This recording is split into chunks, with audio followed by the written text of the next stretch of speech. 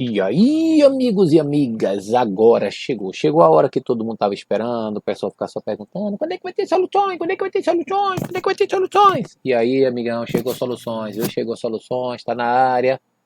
Agora vamos seguir uma sequência importante, viu? Vamos começar, né? Começar para não enrolar você já fica aí de boa, tranquilo. Viu que são essas soluções que nós já vimos lá na aula de colóide, né? Soluções, na verdade, são misturas homogêneas de duas ou mais substâncias, as soluções chamadas de verdadeiras ou simplesmente soluções, onde você tem basicamente duas partes: soluto, que lá você chamava de disperso, e solvente, que você chamava de dispersante ou dispergente, mas aqui também pode chamar. Importante é saber que soluto sempre em menor quantidade, e solvente é aquele que está em maior quantidade. No caso da água é solvente universal, você não deve esquecer disso, né? E que o soluto é o disperso de lá, e o solvente é o dispersante ou dispergente. Você pode até achar alguém falando sobre, mas geralmente vem soluto e solvente. Mas pode chamar também de disperso e dispergente ou dispersante. As soluções, meus amigos, elas são classificadas de algumas maneiras. Quanto ao estado físico, ela pode ser sólida quando tem apenas sólido. Quando o soluto e o solvente, ambos são sólidos. Por exemplo, uma barra de ouro, 18 quilates. Por que eu boto 18 quilates? Porque é ouro e cobre. Esse negocinho aí, ó, bonitona. Uma ouro. Você já. Não sei se você já viu, acho. Não sei. Se já viu, beleza. Se não viu, viu na foto, né? No desenho, no filme, em algum lugar. Você já viu. Aço, ferro e carbono. Aí também esse cara fica ligado. Bronze, cobre, tá em todas. Estanho. Aí, ó, bonitão. Parece ouro, mas não é, né? E o latão, cobre e zinco. Que esse aí é mais vagabundinho assim, mas faz parte, faz parte. Agora, elas podem também ser líquidas. Quando você tem o que, amigão? Aí depende do seu solvente, depende do seu soluto. Se o solvente for líquido, sempre líquido, soluto for sólido, você tem geralmente água do mar, que é sal dissolvido na água, né? Isso aí, esse masão bonitão. Se você tiver líquido, o solvente sempre líquido, sempre. E o outro líquido, por exemplo, o álcool 96 graus GL, sabe o que significa isso? Eu vou lhe dizer no futuro, viu? Nas próximas aulas, nem agora não. Quer dizer porcentagem. Aí depois eu lhe explico melhor. Esse cara aí, ó. Álcool 96. E se tiver gás em líquido, água com gás. Agora não pode aparecer aquelas bolinhas. Se aparecer aquelas bolinhas, já é heterogêneo. Para você se ligar. E as soluções gasosas são aquelas que têm o solvente é gás e o soluto também é gás. Por exemplo, quando você tem o atmosférico, nitrogênio e oxigênio, gás d'água, que é monóxido de carbono e hidrogênio, e por aí vai, tá certo? Vou passar aqui a orelha. Tem hora que dá uma pulseira aqui, mas tudo bem, faz parte. Bom, agora, essa classificação eu vejo um pouco nas provas também. Condução de eletricidade. Ela pode ser iônica ou eletrolítica, é aquelas que conduzem bem a corrente elétrica. Na verdade, você tem íons em solução, polo positivo e polo negativo, polo positivo e polo negativo. Quanto mais íons, melhor a condução de corrente elétrica. Por exemplo, quando você usa sal, cloreto de sódio, em água ele libera os polos Na+, Cl-, polo positivo e polo negativo, que são os cátions e os ânions. As bases também fazem isso. K+, ou H-. Liberou íon, meu amigo, já é iônica, sacou? Geralmente os ácidos, as bases e os sais. Só que os ácidos, eles ionizam. E bases e sais dissociam, que você já viu isso aí lá em ligações químicas que eu já botei para você, para poder o cara se ligar. Aquele repositor energético, que tem nome de marca, mas eu não vou dizer, vou botar só o desenho aí coloridão para você saber. Eu gosto disso também pra caramba, bebo e não bebo. Fica assim no meio termo, igual colóide, meio termo.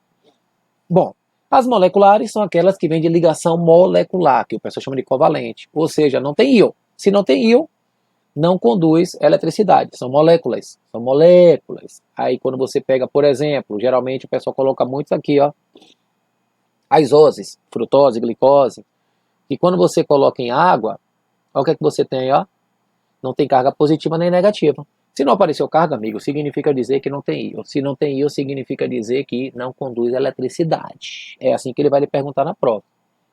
Aí, ó, álcool. Álcool também não conduz. Aí, ó, aquoso, ó, apareceu aqui. Ou ele bota a equação e você vê os íons, ou então ele vai nas ligações químicas. Ligação iônica, conduz. Ligação molecular, não conduz. E aí o cara fica ligado, fica tranquilo. A não ser, no caso dos ácidos que são moleculares, aí presta atenção nisso daí, viu? Ácido que é molecular, ele conduz, tá certo? Para poder o cara ficar ligado, já que ele sofre ionização. Mas isso aí já passou, já está lá atrás. De acordo com a quantidade de soluto dissolvido. Bom, existe um coeficiente chamado coeficiente de solubilidade, que é a quantidade máxima de soluto que você dissolve em certa quantidade de solvente. Você vê isso no dia a dia, você já faz intuitivamente. Você já bota a quantidade de, o pessoal chama de colher de açúcar no café, no suco, seja lá onde for, naquela quantidade que já é o ideal para você, que você já está acostumado. Então ali já é solubilidade. Às vezes você passa do ponto, sobra aquele negócio que o pessoal chama de corpo de fundo, corpo de chão, que daqui a pouco eu vou lhe falar mais sobre isso, agora não. O que é coeficiente de solubilidade, amiga? O que é? Que eu quero entender o que é. Bom, coeficiente é isso aqui, ó. Quando você pega NaNO3, que a 10 graus, ele dissolve 80 gramas em 100 gramas de água. O que é que isso quer dizer? Que se eu pegar 100 gramas de água, a 10 graus Celsius, eu vou dissolver 80 gramas desse sal. Ah, mas eu posso mudar a água? Pode. Se eu botar 200, por exemplo, que é o dobro, eu vou dissolver o dobro também. Eu vou dissolver 160. Ah, mas eu quero botar metade. Não tem problema, você vai dissolver a metade. Então o valor ele varia com a temperatura e com a quantidade de solvente, para você poder ficar ligado nas soluções.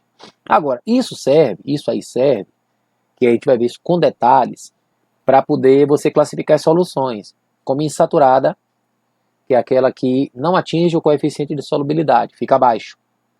Quando você tem, por exemplo, ó, imagine que o KNO3, a 40 graus, ele dissolve 64 gramas em cada 100 de água.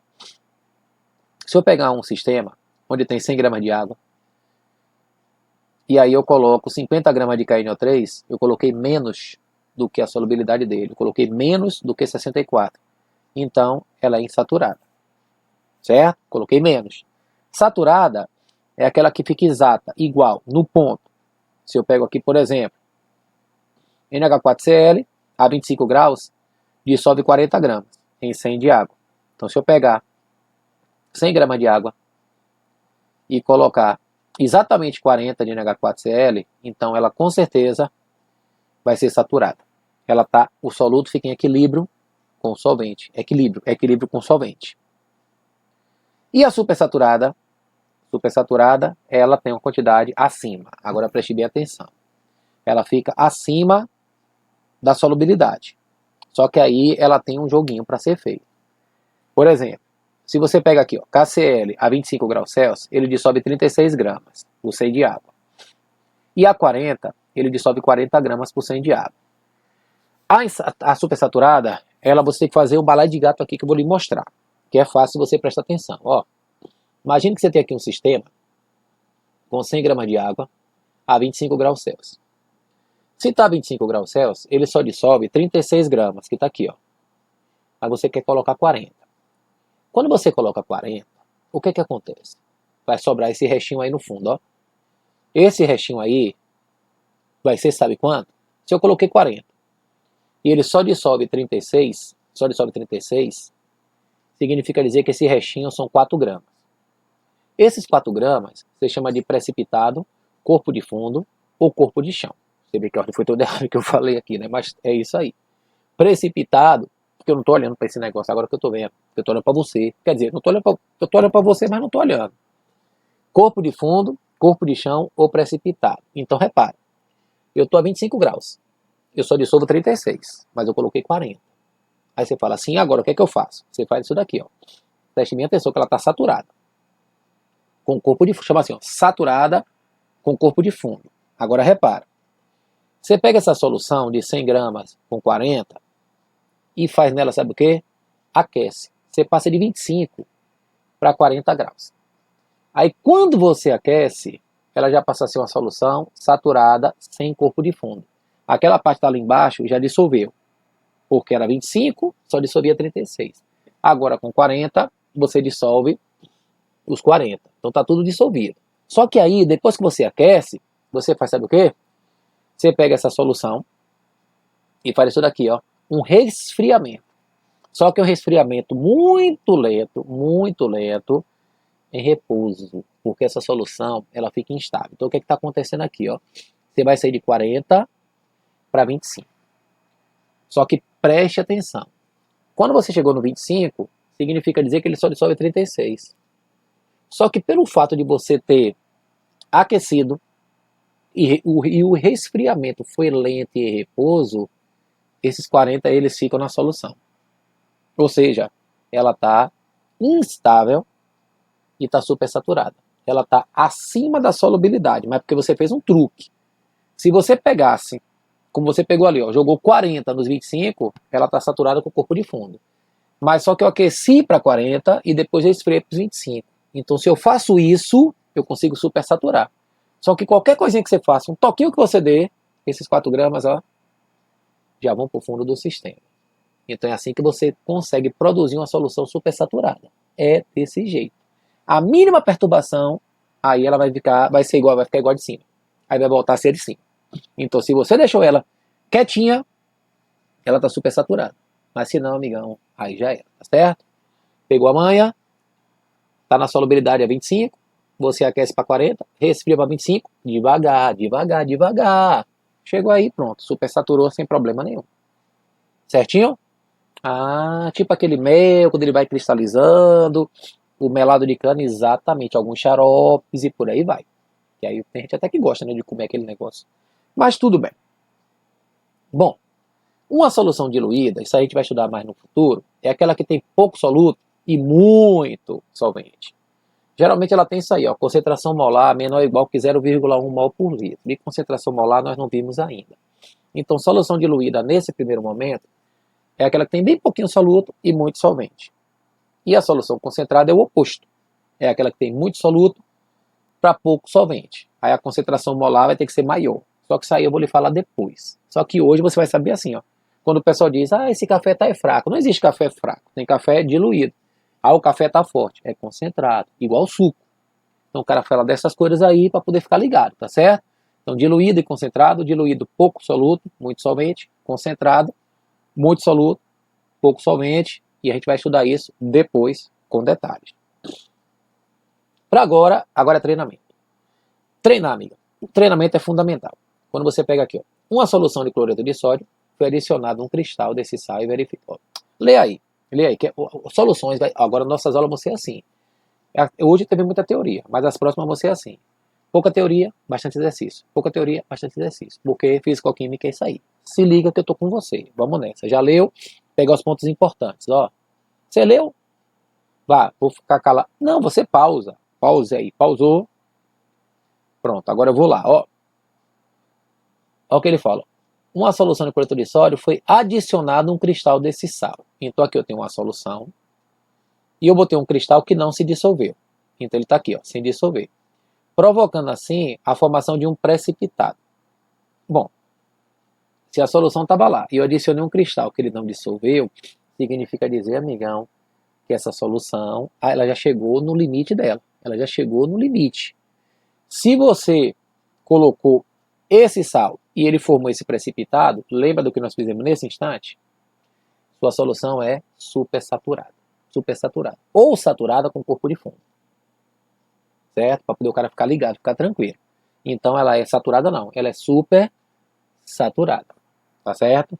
Para poder o cara ficar na manha, ficar tranquilo. Então quando ele fala assim, um cristal e ele não se dissolveu, é porque já chegou naquela perturbação mínima, para poder o cara ficar ligado, ficar na manha. Super saturado.